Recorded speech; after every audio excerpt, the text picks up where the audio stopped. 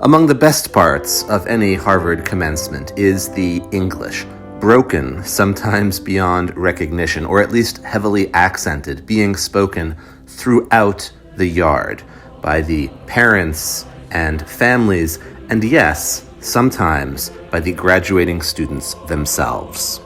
This was the conviction, anyway, firm, but also funny, of by far my favorite girlfriend, who had authority on every side of this subject. And I wondered sometimes what all those people made of this song they would rise to sing at the concluding ceremonies, reading the words off their pamphlets. With freedom to think, and with patience to bear, and for right ever bravely to live, the graduates are told, be the herald of light and the bearer of love, until the stock of the Puritans die. I don't know that there are any left. And I say this as someone whose ancestors, some of them, arrived in the 1620s, before the United States, before Harvard, before even the Massachusetts Bay Colony. Something, of course, lives on. But what? What is it? And what does Harvard stand for? That question matters more keenly to people today. And to be fair, that line was rewritten about a decade ago to read now, until the stars in the firmament die. It was optimistic, perhaps, to imagine institutional continuity until the heat death of the universe. Recent events suggest a much more proximate threat. Looking out across that sea of non-Puritan faces, I was always struck with a kind of two-sided admiration, of course, for all those people about to graduate, but at the very same time for the WASP ascendancy that had followed the logic of its own ideals out of existence. To be clear, this has been true for many, many decades, long before so many Asian faces filed their way into Tercentenary Theater. It has been Catholics and Jews and Irish and Italians and many others in profusion for many, many years now. Yes, all people that we are now meant to regard as white, which they are even when they eat garlic in bed.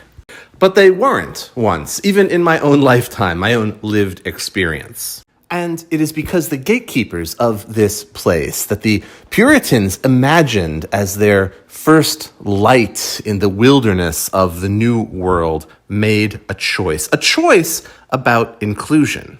Critiques of meritocracy are essential and valid, but the people in charge believed in it enough to let people in, often over those who might look or sound or come from places more familiar.